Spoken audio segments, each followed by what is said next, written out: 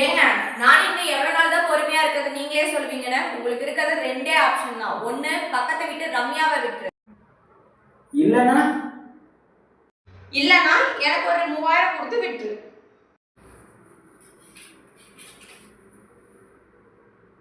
கரெக்டா இருக்கான்னு என்னைக்கோ அதெல்லாம் கரெக்டா தான் இருக்கு, அதெல்லாம் நான் பாத்துக்கிறேன், விடுங்க.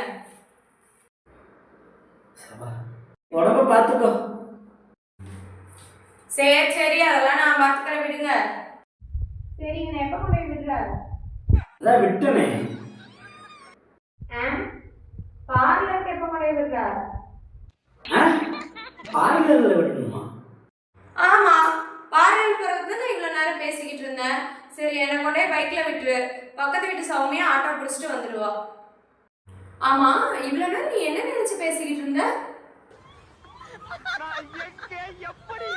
இல்ல நான் ஒண்ணும் நினைக்கல.